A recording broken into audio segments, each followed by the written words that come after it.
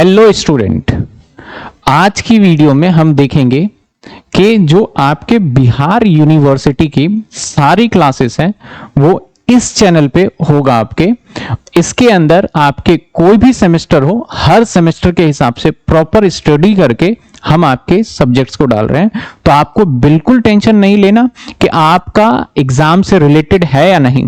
अगर किसी स्टूडेंट को, क्योंकि बिहार में बहुत सारी यूनिवर्सिटी है, किसी स्टूडेंट को लगता है कि आपके अकॉर्डिंग नहीं डल रहा है यहां, तो प्लीज आप क्या करिए, नीचे दिए गए व्हाट्सएप नंबर पे अपना जो भी पीडीएफ हो या कुछ भी शेयर करिए। डेफिनेटली हम आपके सिलेबस को उसके हिसाब से भी कस्टमाइज करेंगे।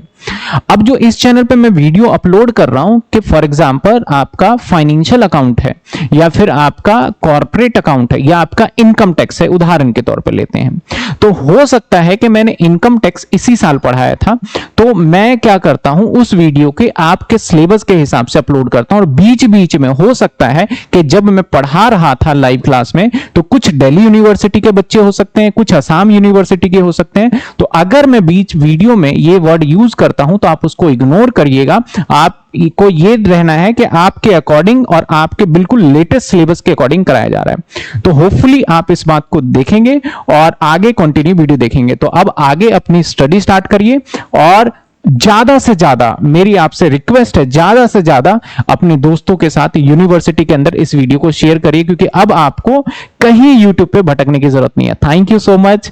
चलिए आगे कंटिन्यू क्लास करते हैं। Very good evening to all of you. तो डियर स्टूडेंट, हम मेजरमेंट ऑफ सेंटर टेंडेंसी में आज इस टॉपिक कवर करेंगे corrected mean and combined mean. Corrected mean क्या है? बेसिकली कि एक मीन कैलकुलेट होगा और कैलकुलेशन में कहीं ना कहीं किसी डेटा को गलत रीड कर लिया जाएगा। जैसे कि 59 है तो उसको 95 रीड कर लिया, या 13 है तो 31 रीड कर लिया उसको, तो उसकी वजह से हमारा सम गलत होगा। सम गलत होगा तो हमारा मीन गलत होगा। अब यहां पर हमें करेक्ट मीन करना होगा, इसको, इस मीन को ठीक करना है, इसको सुधार करना है। यही टॉपिक का नाम है करेक्टेड मीन। कैसे क्वेश्चन आएंगे जरा आइए सामने देखते हैं। The mean marks of the 100 student were found to be 40। तो आपके पास में नंबर ऑफ स्टूडेंट्स कितने हैं, इंफॉर्मेशन को पहले पिक करना है। नंबर ऑफ स्टूडेंट्स, अगर आप किसी कॉम्पिटिटिव एग्जाम में बैठे हुए हैं और ये क्वेश्चन है तो फिर बहुत साधारण से कर सकते हैं, बट पहले आप किसी कॉम्पिटिशन एग्जाम में नहीं, पूरे डिटेल में करना पड़ेगा आपको। नंबर ऑफ स्टूडेंट्स कितने हैं आपके पास में बच्चे? नंबर ऑफ स्टूडेंट्स आपके पास में कितने हैं? 100। और इसका मीन कितना है आपके पास में? मीन इसका आपके पास में है बच्चे 40। Later on it was discovered that the score of 53 was misread as 83। 53 was misread, 53 को गलत पढ़ लिया गया एज 83। क्लियर है बच्चे? 53 वॉज मिसरीड, 53 को गलत पढ़ा गया। तो मतलब 53 क्या है? जो 53 था उसको गलत पढ़ लिया। क्या पढ़ लिया उसको? 83 पढ़ लिया हमने। तो करेक्ट था हमारा 53 डेटा लेना था। जब मैं 100 ऑब्जर्वेशन था उसमें से एक डेटा क्या था? 53, और उस 53 को मैंने गलती से क्या पढ़ लिया? 83। तो अब आपको पता है जब 83 कंसीडर कर लिया तो मेरा टोटल गलत होगा और मेरा एवरेज भी गलत होगा, तो मेरे को सही एवरेज कैलकुलेट करके देना है।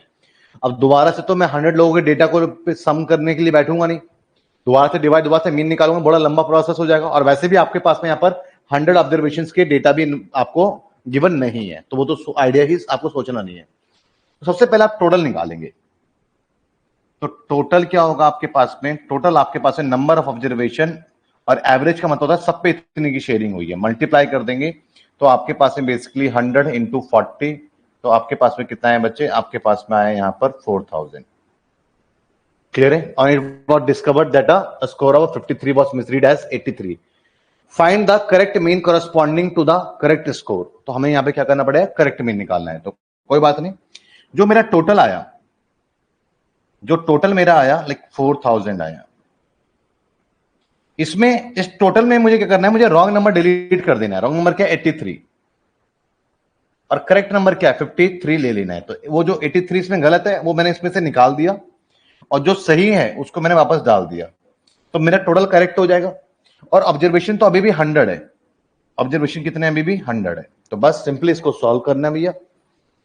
कैलकुलेटर के आपके पास में है तो घबराने का कोई बात नहीं है। 4000 minus 83 plus 53।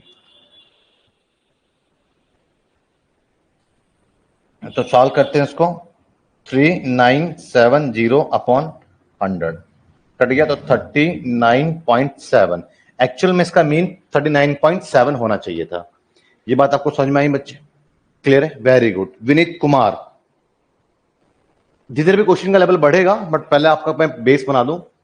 The mean of the 20 observation, जिसकी नंबर ऑफ ऑब्जर्वेशन कितना है आपके पास में? 20 है, इज 85, एंड इसका मीन कितना है आपके पास में? 85। तो जो टोटल आप निकालेंगे, रॉन्ग है टोटल, ये सही वाला टोटल नहीं, क्योंकि इसके अंदर गलत डेटा है, वो आप निकाल सकते हैं। आगे क्या कहता है? But it was the later found, बाद में पता लगा कि that two of observation were wrongly read as 75 and 70 instead of, ये गलत जो रीड करेंगे, रीड एज 75 एंड 70, ये गलत रीड करेगा। तो टोटल कितना हुआ? 145 आपका जो है गलत डेटा आया है। इंस्टेड ऑफ किसकी जगह पे? 57 ये सही था और 60 ये सही था इसकी जगह पे, तो मतलब किसके? 110 117 आपका कहीं ना कहीं सही था। तो फर्स्ट ऑफ ऑल आप देखेंगे कि आपका टोटल एक्चुअल में कितना है। अभी तो आपने रॉन्ग डेटा इंक्लूड कर लिया, उसके अकॉर्डिंगली आपका मीन 85 आया। तो आप क्या करेंगे? n इंटू मीन, तो total equals to 20 into 85, total equals to, solve करेंगे, 10, 1 8 दूनी 16 और 1 17 और 0 1700। ये क्या आपके पास में? ये आपके पास में टोटल है। क्लियर है बच्चे? तो टोटल कितना है आपके पास में? टोटल आपके पास में 1700 यहां पर आया है। बट ये टोटल आपके पास में क्या है? क्योंकि इसमें दो डेटा गलत लिए गए, तो गलत डेटा को निकाल दो। तो दो डेटा एक एक करके मत निकालो, 145 निकाल दो, और दोनों डेटा आपके पास में बेसिकली 17 इसमें डाल दो, और नंबर ऑफ ऑब्जर्वेशन कितने रहेंगे? उतने ही रहेंगे, 20 रहेंगे। तो उसका अगर आप मीन कैलकुलेट करते हो, 1700 माइनस 145 प्लस 117, तो 1672 upon 20 equals two divided by 20, तो 83.6। तो मीन, एक्चुअल मीन कितना है इसका? 83.6 इसका करेक्ट मीन है। तो क्लियर है? आपको सारे ऑब्जर्वेशन की कोई रिक्वायरमेंट नहीं है।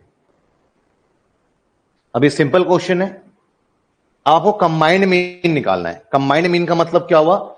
एक ग्रुप है, इसका अपना एक मीन है, एक ग्रुप है, इसका अपना एक मीन है, दोनों ग्रुप को आप एक जगह रख देते हैं और आप सबका आप मीन बताएं, तो इसको क्या बोलेंगे? कंबाइंड मीन बोलेंगे।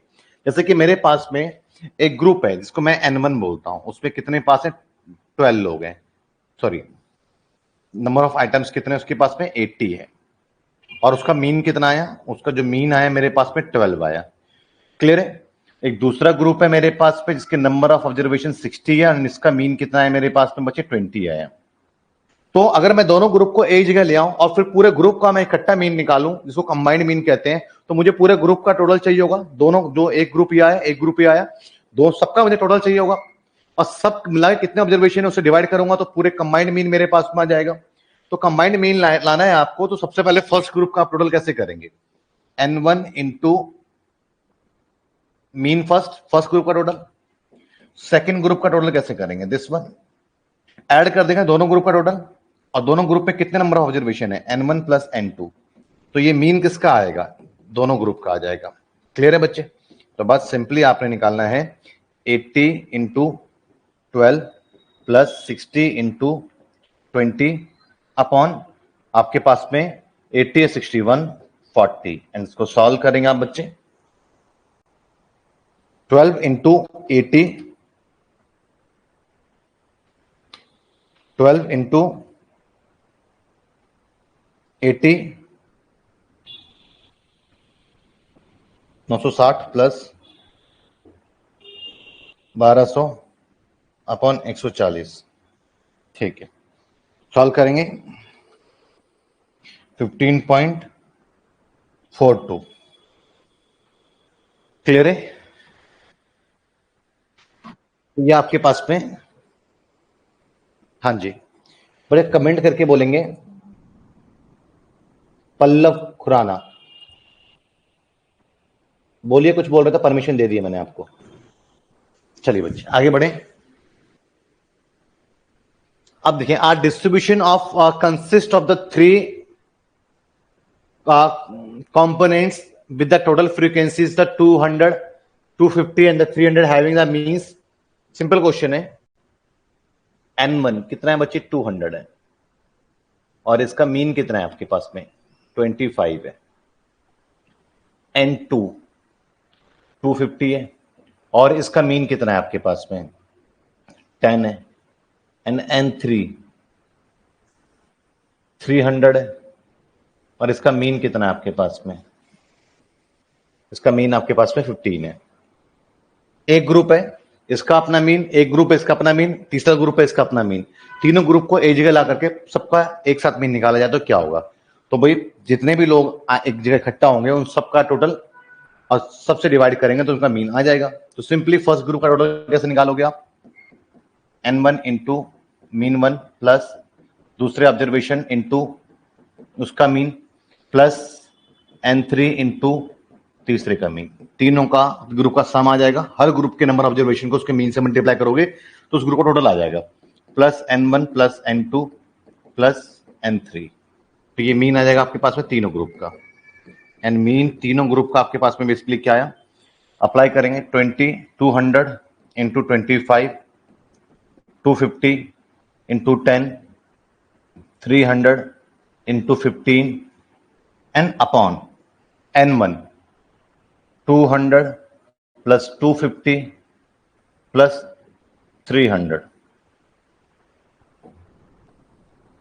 सॉल्व करेंगे 50 2500 अपॉन 302 700 702 900 950।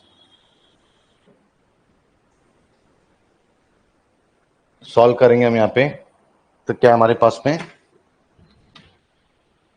5000 प्लस 2500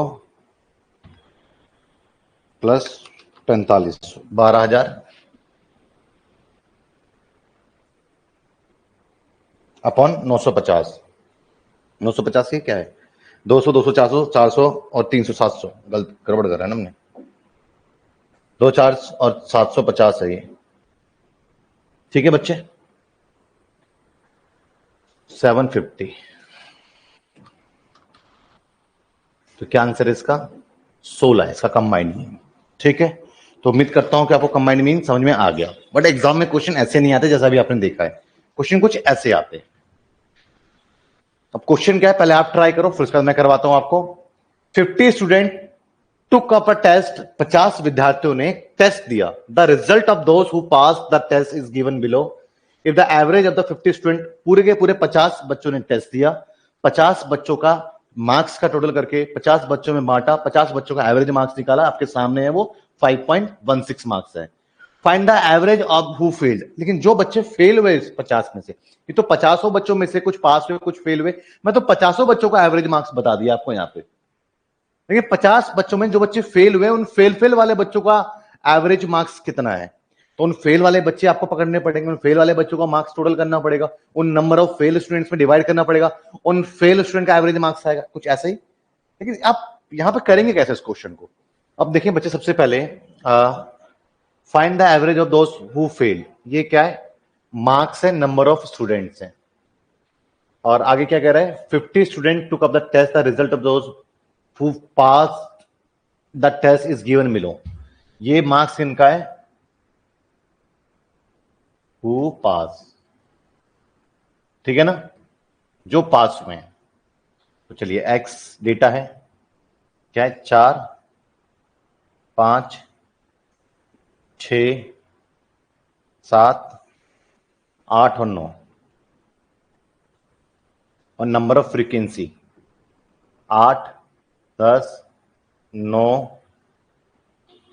8 10 9 6 4 3 6 4 3। तो ये कौन से बच्चों का डेटा है? ये जो बच्चे पास हुए। तो मैं सबसे पहले average marks of the pass student निकाल लेता हूं। जो बच्चे पास हुए उनका डेटा है, तो पास जो बच्चे हुए हैं उन सभी बच्चों का पास वालों का एवरेज मार्क्स क्या है। ये तो पूरी क्लास का एवरेज है, मैं पास वाले बच्चों का एवरेज मार्क्स क्या है, जो कि मीन में सिखाया था। डायरेक्ट मेथड ही अप्लाई कर दो आप, लाइक आपका एफ आएगा तो एफ का हमेशा सम होगा, तो सम कर दो इसका। सम करेंगे तो क्या रहने वाला है आपका 18 प्लस 15 प्लस 7 40। एंड आपके पास में एफ एक्स, एफ जब भी आता है साथ में मल्टीप्लाई लाता है, तो 32 50 54 42 32 27। तो समीशन क्या है इसका एफ एक्स का 32 plus 50 plus 54 plus 42 plus 32 plus 27, कितना है हमारे पास में 237। क्लियर है। अब आपके पास में यहां पर अगर आप इसको सॉल्व करते हैं तो मीन आप इसका कैलकुलेट कर ले पहले, तो मीन क्या आएगा आपके पास में summation f x upon summation f and x bar equals to 230। क्या मीन की भी जरूरत नहीं है आपके पास में, मैं ये बात आपसे बोल सकता हूं कि लाइक आपके पास में N1 दो ग्रुप में बांट दिया 50 बच्चों को, 50 स्टूडेंट्स को दो ग्रुप में बांट दिया, एक जो पास हुए हैं एक जो फेल हुए। पास कितने हैं साफ साफ सामने 40, तो फेल कितने हुए 50 में से बाकी जो 10 फेल हुए, तो यहां पर N1 कितना हुआ 40। क्लियर है बच्चे। और N1 कंबाइंड मीन से कर सकते हो N1 इंटू X1, इसका मीन कितना है, तो आपकी mean equals to summation f x upon summation f, तो 237 डिवाइडेड बाय 40 5.9 रख लो इसको, तो उसका मीन कितना है 5.9 और N1 है ये, N2 कितना है 10, बट इसका मीन कितना है पता नहीं है आपको। दूसरा जो फेल वाले बच्चे हैं, तो बस आपका कंबाइंड मीन इक्वल्स टू मतलब पूरे क्लास का mean equals to N1 into this plus N2 दूसरे ग्रुप का टोटल, और अपॉन में बच्चे आप क्या करेंगे N1 प्लस N2 एक्स बार 1 2। सॉल्व करेंगे बच्चे यहां पर आपके पास में N1 आपके पास में इंटू X1 कितना है 40 इंटू 5 मीन कितना है पूरे दोनों का 5.16 इक्वल्स टू 40 और इसका मीन कितना है 5.9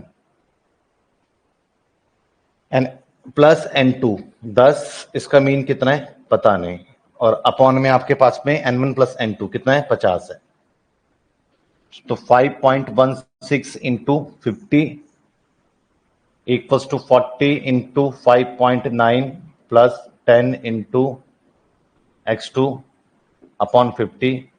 आगे सॉल्व करेंगे इसको, तो 5.16 multiply by 50 258 into 50 equals to 50 multiply कर देगा ना, अच्छा गड़बड़ करा क्या मैंने, हाँ करा है मैंने, बिल्कुल करा है 258।